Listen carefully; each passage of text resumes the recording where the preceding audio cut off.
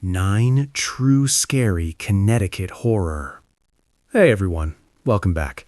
If you're new here, this channel is dedicated to true scary stories submitted by real people just like you. Tonight, we're heading to the state of Connecticut, the Constitution State, a place that looks quiet on the surface. Small towns, old colonial buildings, dense forests, and long stretches of shoreline along the Sound. It seems peaceful. It seems like nothing bad could ever happen there. But, as we've learned again and again on this channel, it doesn't matter how quiet a place looks. Darkness finds its way in everywhere. And the people who sent us these 9 stories would agree with that without hesitation. So, get comfortable, turn the lights down if you're brave enough, and let's get into it. Story 1. The Hiker at Sleeping Giant. This story comes from a guy named Tyler. He was 26 at the time this happened, living in New Haven. He's an outdoors person, always has been. On weekends, he'd drive over to Sleeping Giant State Park to hike.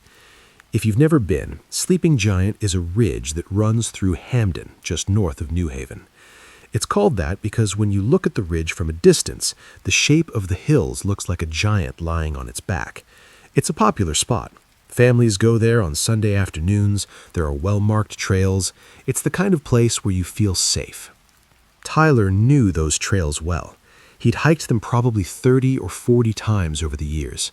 He knew where the trail split, knew which paths were steeper, knew roughly how long each route took. That familiarity was actually what made what happened next so hard to explain. It was a Saturday in late October. The leaves were still clinging to the trees in patches of orange and yellow, and the air had that sharp, cold bite that comes with autumn in New England. Tyler started on the main trail around 2 in the afternoon. He planned to take the blue trail to the tower at the top, watch the sunset, and head back before dark. He figured he had about 3 hours of daylight. That was plenty. The hike up went normally. He passed a few families coming down on their way back to the parking lot, exchanged a wave or two. By the time he reached the stone tower at the summit, the sun was already getting low on the horizon. He stood at the top for about 10 minutes, took in the view, and started heading back down. That's when things got strange. About halfway down, Tyler noticed someone on the trail below him. A figure, standing completely still, facing away from him, looking down the path. Tyler didn't think much of it at first. He assumed it was another hiker who had stopped to catch their breath or check their phone. He kept walking toward them. But as he got closer, maybe 30 feet away, he realized the person wasn't moving at all. Not shifting weight, not looking at a phone, just standing there, completely still, in the middle of the trail. Tyler slowed his pace a little. He called out, "Hey, you okay?" No response. He took a few more steps. Now he was close enough to make out details. The person was tall, taller than he'd initially thought, wearing a dark jacket. Their head was slightly tilted to one side, like they were listening for something. Tyler called out again. Still nothing. He decided to just walk around them on the side of the trail. As he moved off the path and into the leaves to get past, he glanced at the person's face. He told us he wishes he hadn't. He said the face didn't look right. He couldn't pinpoint exactly what was wrong with it. He didn't get a long look, but in the second or two that he saw it, he described it as looking too flat, like the features weren't where they should be. The eyes were open and they were staring straight ahead, not tracking him at all. Tyler walked faster. He told himself it was just a weird person, maybe someone who'd had too much to drink, maybe someone having a medical episode. He was about 20 feet past the figure when he heard something behind him that stopped him cold. A sound, low and slow, almost like breathing, but not quite, more like something exhaling very deliberately. And then footsteps in the leaves, starting slowly, getting faster. Tyler ran. He didn't look back. He just ran down that trail as fast as he could, jumping over roots and rocks, and he didn't stop until he burst out into the parking lot and nearly crashed into a car. He stood there, hands on his knees, gasping. He looked back at the trail entrance. Nothing came out. He sat in his car for almost 20 minutes before he could bring himself to drive. He told his roommate about it that night, and his roommate laughed it off. Tyler laughed too, a little, told himself it was nothing, just someone strange. 3 weeks later, he went back to Sleeping Giant with 2 friends. During that hike, about a mile in, one of his friends stopped and pointed at something off the trail. There, wedged between 2 rocks, about 10 feet off the path, was a dark jacket, just sitting there, like it had been placed there. Tyler said the color and the cut looked exactly like the jacket the figure had been wearing. He hasn't hiked there alone since. Story 2. The Man Next Door. This one was sent to us by a woman named Nora. She was 29 when this happened, and she was living in a small rental house in Willimantic, a small city in eastern Connecticut along the Willimantic River. She'd moved there after a breakup, just trying to get some space, start fresh somewhere quiet. Her rental was a small 2-story house on a narrow street. The houses on that block were close together, maybe 15 feet between them at most, the kind of neighborhood where you can hear your neighbor sneeze through the wall. The man who lived next door, she never learned his full name, she only ever saw it on a piece of mail once, had been there before she moved in. He was older, maybe late 50s, thin, with very pale skin and dark eyes that had this quality to them that Nora described as being like glass, flats and reflective, but not really seeing you. He rarely spoke. When she first moved in and said hello over the fence, he just nodded slowly and went back inside. She didn't think much of him at first. Quiet neighbor, fine by her. She had enough going on in her own life. The first sign that something was off came about 2 weeks after she moved in. She was coming home late from work one night. It was almost midnight, and as she pulled into her driveway, her headlights swept across the side of the neighbor's house, and she saw him standing at his upstairs window, looking directly down at her car. He wasn't moving, just standing there in the dark, watching. She told herself he probably just heard the car and got up to look. No big deal. She went inside. But then it happened again and again. Any time she came home late, any time she went out to her backyard after dark, she'd look up at that window, and there he was, standing, watching, always completely still. One morning she was drinking coffee in her kitchen, and she happened to glance out the side window, the one facing his house. He was standing at his own kitchen window, looking directly into hers. When he saw her look back, he didn't look away, just kept staring. She was the one who had to leave the room. This went on for weeks.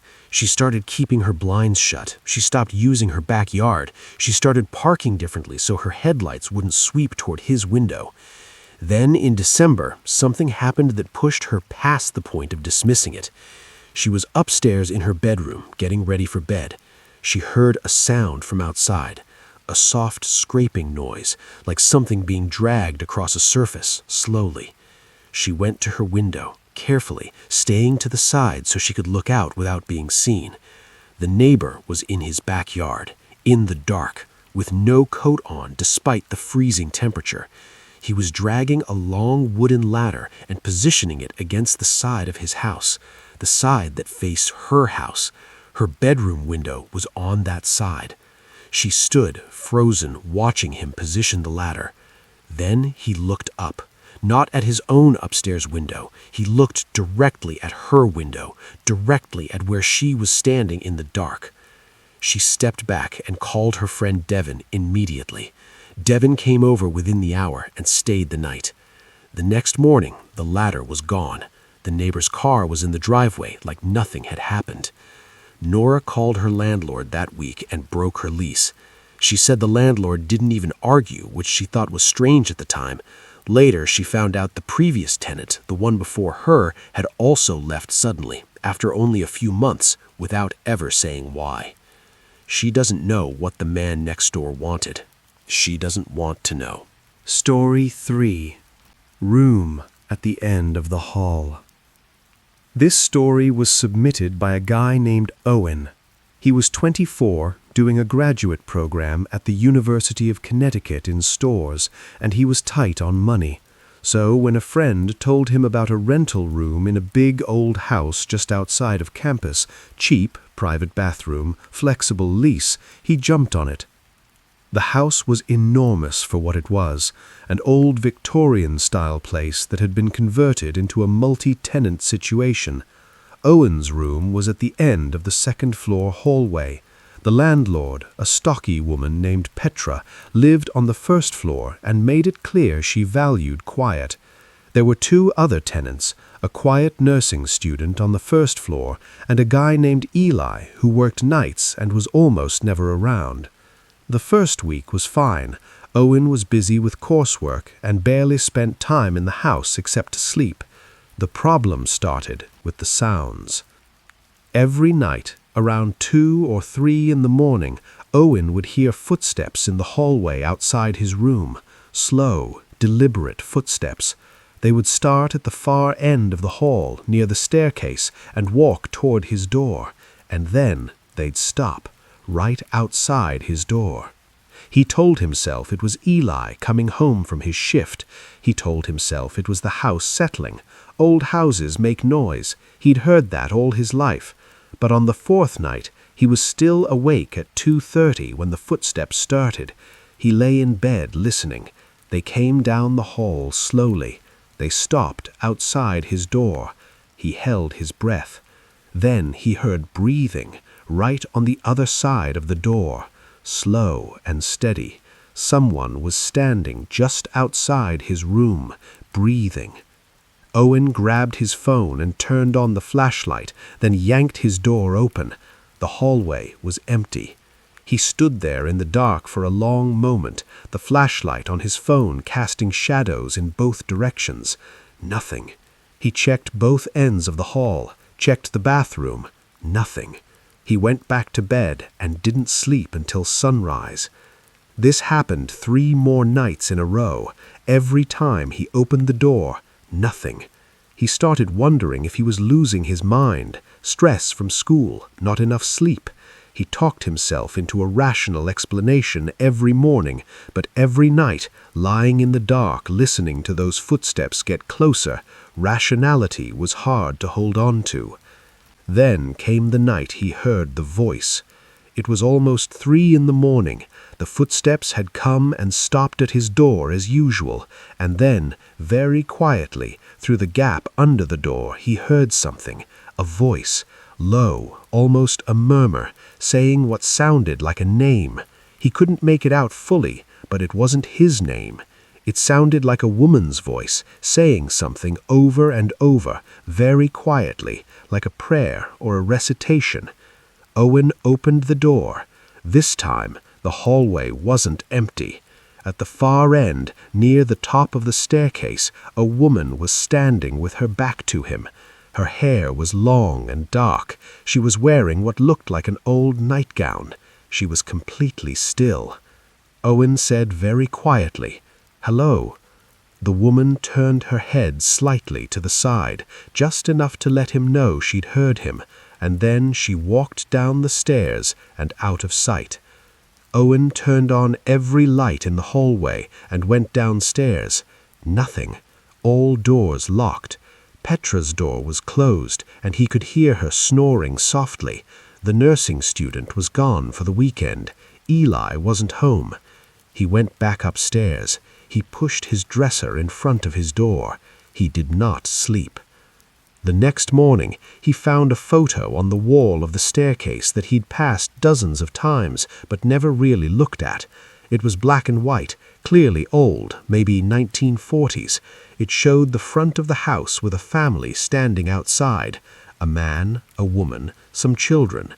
The woman in the photo had long, dark hair. She was wearing a light-colored dress.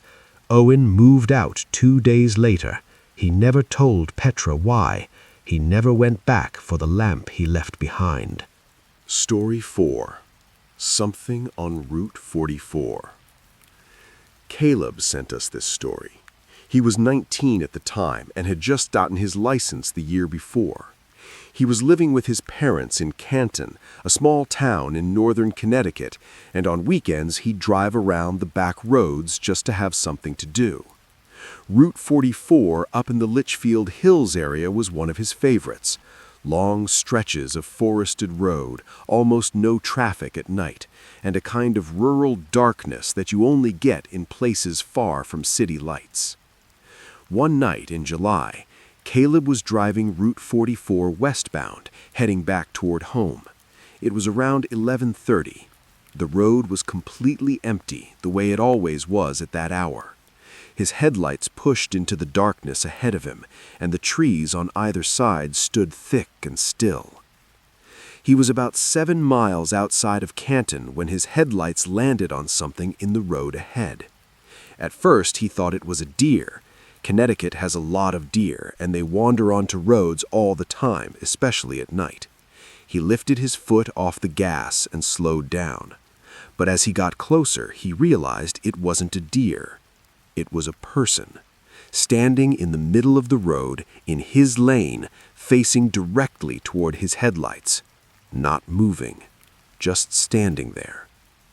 Caleb braked hard and came to a stop about 50 feet away. He sat there with his headlights on the figure, heart pounding, trying to figure out what was going on. The figure was a person, he could tell that much, adult-sized, standing perfectly straight.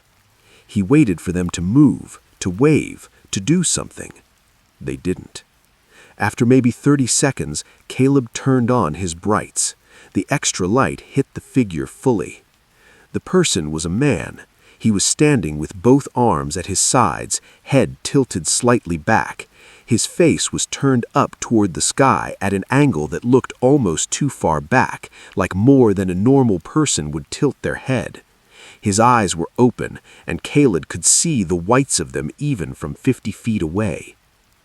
Caleb sat in his car, foot on the brake, staring at this man standing in the middle of the road in the dark, with his face pointed at the sky. He considered calling 911. He reached for his phone, and that's when the man moved. He didn't step out of the road. He didn't turn toward Caleb. He just slowly lowered his face until he was looking straight ahead, straight at Caleb's car, and then he started walking forward, toward the car, slowly, deliberately. Caleb said something happened in his brain in that moment, a switch that flipped.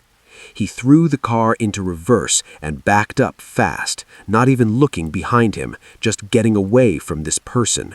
He backed up probably 100 yards before he was able to do a 3-point turn and just drive.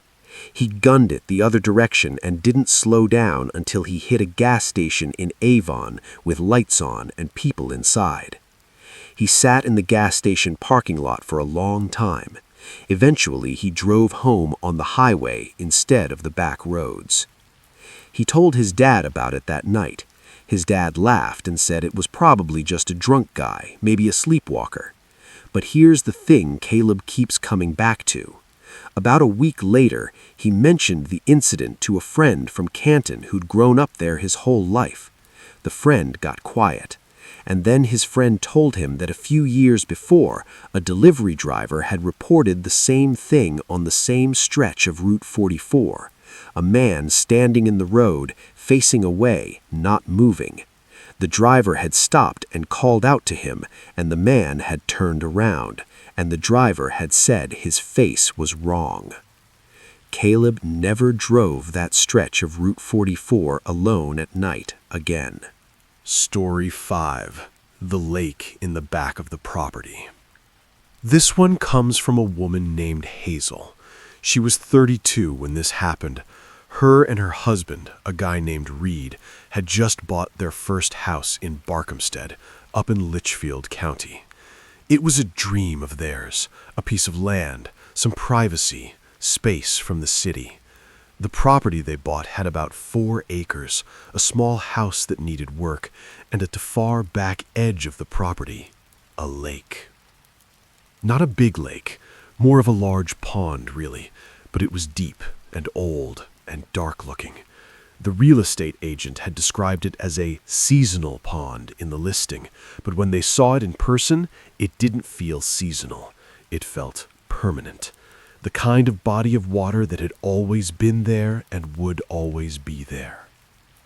They moved in during the spring. The first few weeks were great. They were busy with renovations, learning the quirks of the old house, making it theirs. Hazel noticed the first thing about the lake about a month in. She was up early on a Saturday morning and went to the back of the property just to walk around. It was maybe 5:30 in the morning, the light still gray and soft. She stood at the edge of the lake and looked out over it. The surface was perfectly flat, no wind ripples, no movement, just a mirror of gray sky. And then she saw the shape. Beneath the surface, not floating on top, but just under it, she could see what looked like a long, dark shape running the length of the lake, like a shadow below the water, but too solid and defined to be a shadow. She stood there staring at it, trying to figure out what she was seeing. A log? A sunken tree? The lake was probably too dark to see the bottom, so why could she see this shape so clearly? She watched it for a long moment, and then it moved. Not fast, not dramatically. It just slowly shifted position, like something very large adjusting itself beneath the water. The shape slid maybe 3 feet to the left, and then went still again. Hazel walked back to the house quickly. She told Reed about it over breakfast. He went out to look and saw nothing. The surface of the lake was just blank and dark by then. He said it was probably a big fish or a piece of debris. She let it go. But she started watching the lake. She couldn't help it. Every morning she'd look at it from the back windows of the house. Most days, nothing, just still black water. Then one evening in July, around dusk, Reed was out there skipping rocks. Hazel watched from the porch. She saw Reed skip a stone out toward the middle of the lake. The stone bounced twice and then dropped in. And then the surface right where the stone had landed started to churn. Not a lot, just a slight disturbance, like something had risen toward the surface and then descended again. Reed didn't seem to notice. He skipped another stone. Hazel wanted to call out to him, but something locked in her throat. A week after that, their dog, a 3-year-old lab named Birch, bolted out the back door one morning and ran straight toward the lake. This was something Birch did sometimes. He loved the lake. He'd gone in before without incident. But this time, when Birch hit the edge of the water and started to wade in, he stopped dead, planted his feet.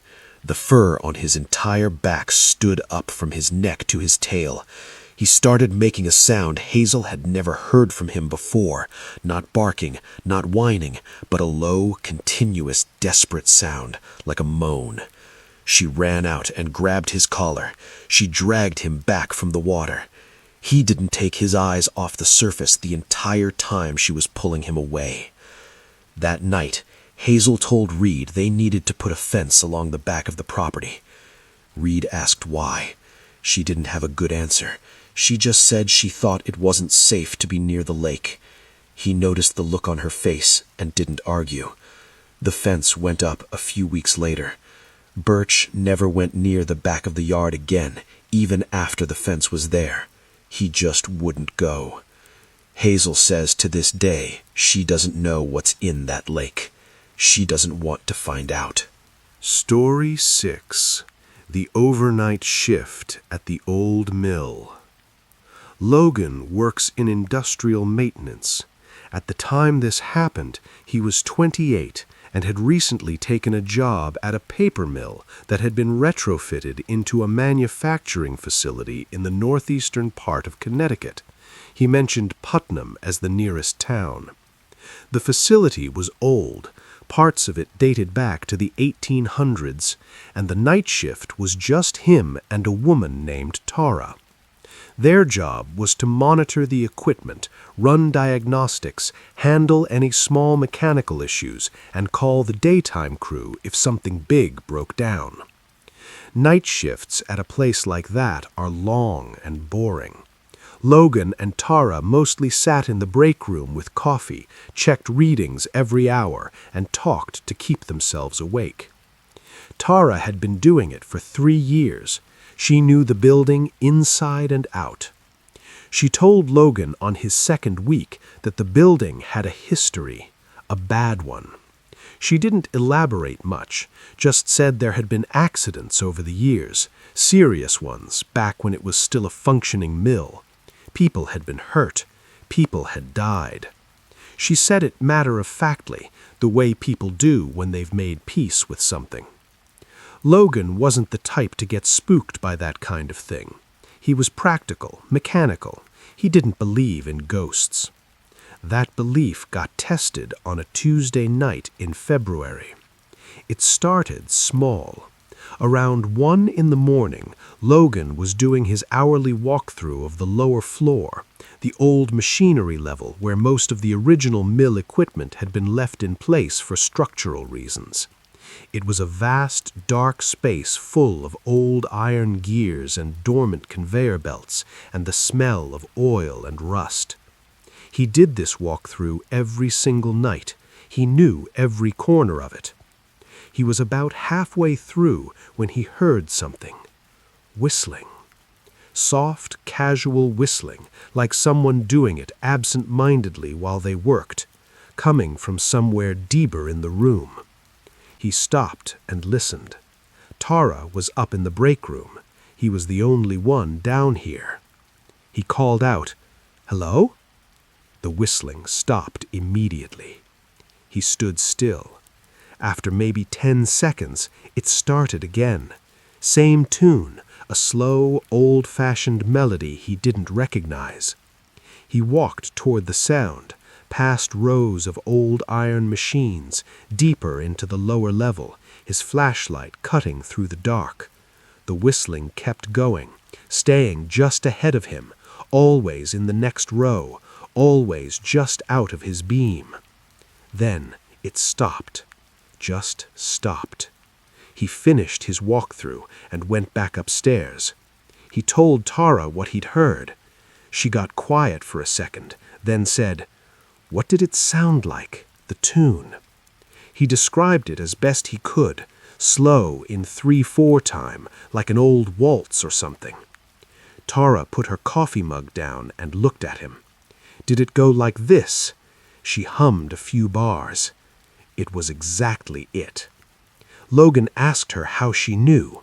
She said she'd heard it before, 3 times in the 2 years before he started working there, always on the lower level, always between 1 and 3 in the morning. She'd never found a source. She'd stopped going down there alone. Then she told him the rest of what she hadn't told him before. One of the mill deaths back in the 1930s had been a machine operator who'd been known for whistling while he worked.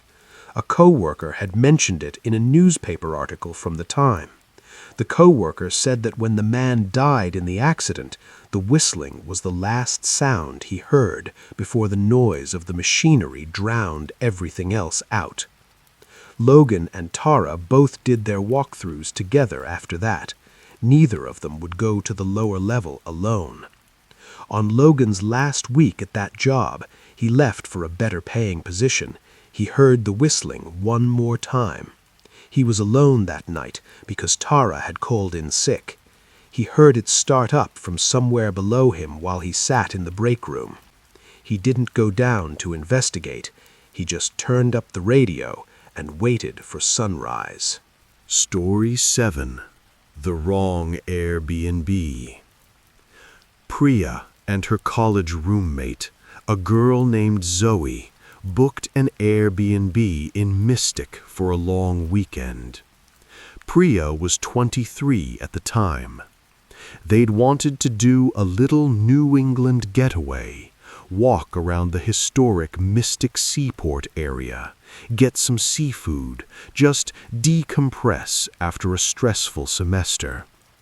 The Airbnb looked perfect online, a converted cottage on a quiet street, well reviewed, reasonably priced.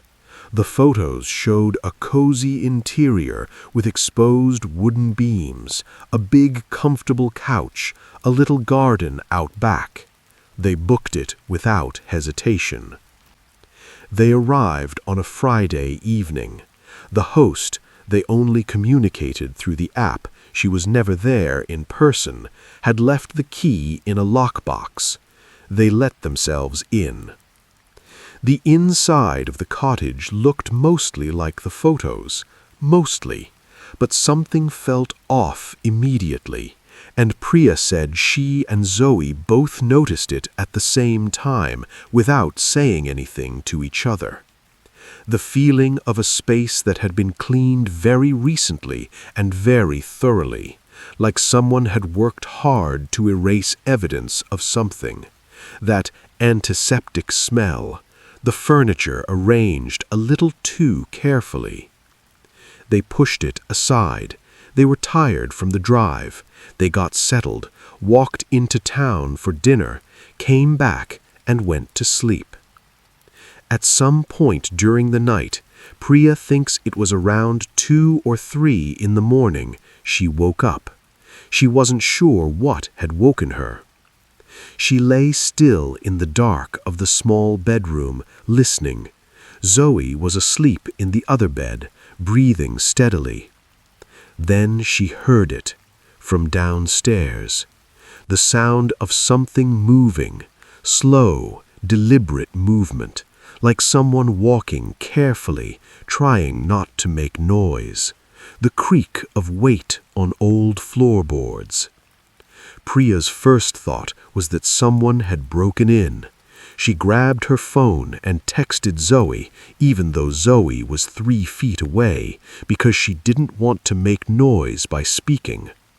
The text said, "Are you awake? Someone is downstairs." Zoe's phone lit up. She read it. She sat up slowly. They both lay there, listening. The movement below them continued. Slow steps, crossing what would have been the living room, then stopping, then a long silence, then a sound that made Priya's blood go cold. A slow, quiet knocking, 3 knocks, from directly below where they were sleeping, like something knocking against the underside of the floor. They both grabbed their phones and their keys and left. Didn't pack anything, didn't turn on any lights. They went straight out the front door to their car and drove to a motel on the highway. In the morning, Priya messaged the host to report what had happened. The host's response was quick and overly calm. She said the cottage was old and made noises. She said old pipes knock. She offered a partial refund for the inconvenience. The thing that's always bothered Priya is that the host didn't ask what had happened. She didn't ask what the noise was, or whether they were okay, or any of the normal things a normal person would ask.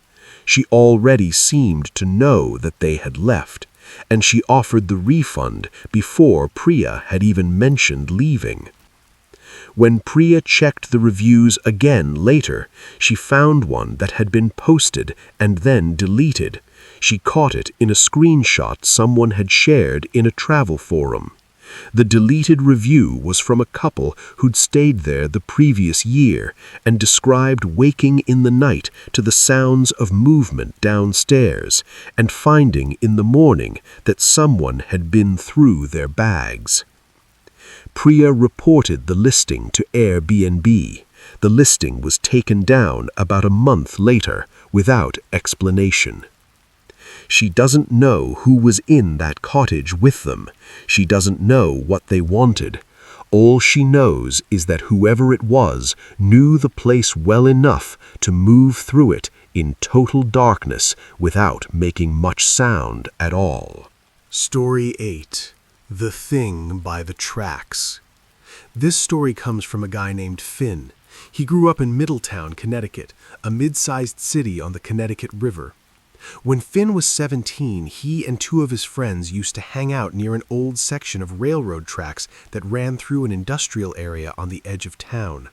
The tracks were long disused, surrounded by scrubby trees and old chain-link fencing, and teenagers had been gathering there for years. It was just one of those spots. One night in August, Finn and his two friends, he called them Bo and Wes, decided to follow the tracks further than they usually went. It was late, maybe 11 at night, and they had flashlights and nothing else to do. The plan was to see where the old tracks led. They followed the tracks for maybe half a mile. The industrial buildings fell away behind them, and they were in a stretch of woods on either side of the corridor. The flashlights kept the immediate path lit, but the trees on each side were dense and dark. They were joking around, talking too loud the way teenage boys do at night, when Wes stopped and told them to be quiet. They stopped, turned off the joking, listened. From off to the left, somewhere in the trees, maybe 30 or 40 feet in, they heard a sound, a low, rhythmic sound, almost like chanting, but not quite, more like a single voice repeating the same sequence of sounds over and over. Not words that any of them recognized, not any language they could identify, just a slow, repetitive sequence of syllables going on and on in the dark. The three of them stood on those tracks and listened for what Finn said was probably 2 full minutes. None of them moved, none of them spoke. Then the chanting stopped. There was a silence. Then the sound of something moving in the trees. Not small, careful movement, big, breaking branches movement like something large turning around in the undergrowth. They ran. Finn said they ran back down those tracks as fast as they could, and every one of them was too scared to use their flashlights because they didn't want to see what might be behind them in the dark. They ran by feel, by memory, until the buildings came back into view and they could see the orange glow of a streetlight ahead of them. They got to the street and stopped, gasping. Bo had dropped his flashlight somewhere on the run back and didn't care. They stood under that streetlight and just breathed. Then Wes pointed back toward the tracks. At the edge of the tree line, where the industrial area ended and the tracks began, something was standing, in the dark, just outside the reach of the streetlight. They couldn't see it clearly, but it was there, a shape, standing still, watching them. None of them spoke.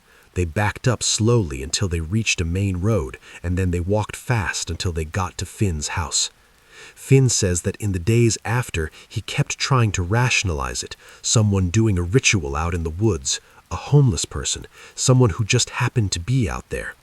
But the thing that he can never explain away is the shape at the tree line, because whatever it was very tall, taller than any of them, taller than most people, and it wasn't moving like it was tired or lost or confused. It was standing the way a person stands when they're watching something, patient and still and completely aware. Bo moved away from Middletown the following year for college and never moved back. Wes still lives there, and Finn says he refuses to talk about that night, changes the subject every time. Finn still lives in Connecticut. He still drives past that area sometimes. He says he never looks toward the tracks. Story 9. The Last Fairy of the Season. This final story comes from a woman named Ivy. She's from Old Lyme, right on the Connecticut shoreline, and at the time this happened, she was 27 and working as a part-time crew member on a small passenger ferry that ran between the Connecticut shore and a small island about 2 miles out in Long Island Sound. It was a scenic ferry, mostly tourist traffic in the summer. Ivy had done that route dozens of times. She knew that stretch of water like the back of her hand. The incident happened on the last operating day of the season, a Saturday in mid-October. The weather was turning and the tourist season was essentially over. There were only a handful of passengers on this final run of the year, an older couple, a man traveling alone, and a family with 2 kids. The trip out to the island was fine. routine. The water was a little choppy, but nothing unusual for October on the Sound. They dropped passengers off, picked up the small number of people heading back to the mainland, and turned the boat around. It was on the return trip, about a mile offshore, that the captain, a veteran mariner named Cole, who'd been running that route for 11 years, cut the engine unexpectedly and came down from the wheelhouse. He didn't say anything at first. He just walked to the rail of the boat and looked out at the water. Ivy went to him and asked if everything was okay. He pointed. About 60 yards off the port side, something was in the water. At first, Ivy thought it was debris, a large piece of driftwood or a buoy that had come loose, but as she watched, she realized it was moving, not with the current, against it.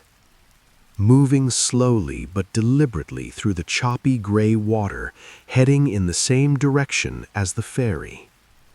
Cole said very quietly, "I've been doing this run for 11 years.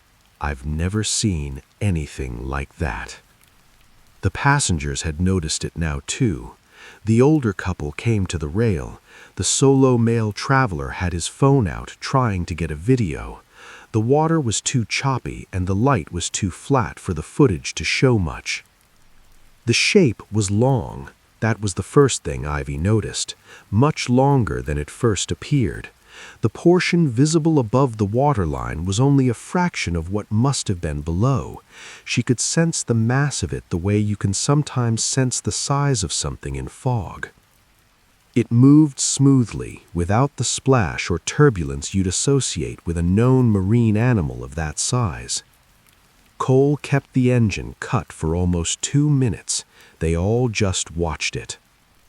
Then it stopped.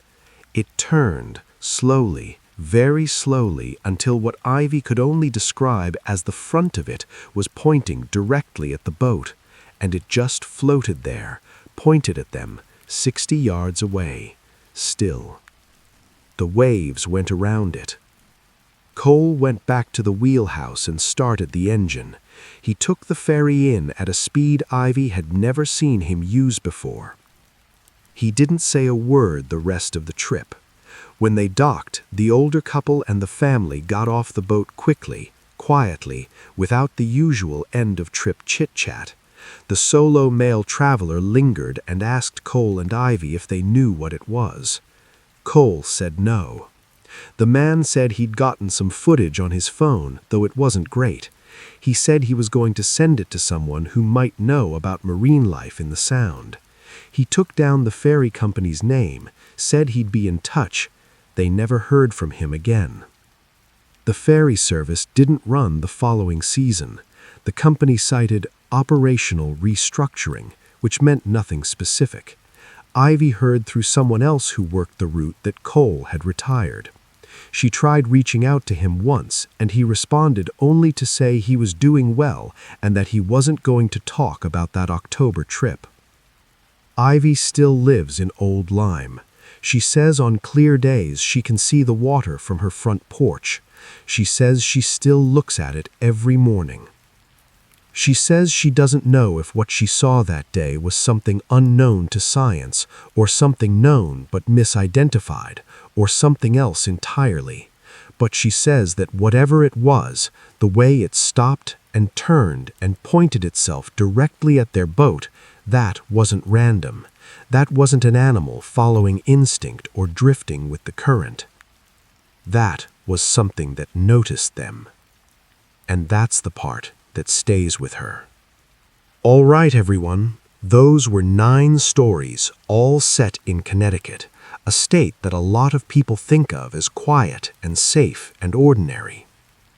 And maybe it is mostly, but as the people who sent us these stories know, sometimes the ordinary world has edges to it, dark places at the end of trails, and lakes with things in them, and hallways where the footsteps aren't yours. If you've had a scary experience in Connecticut or anywhere else, reach out. You know where to find us.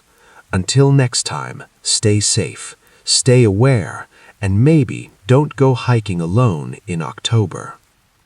Good night.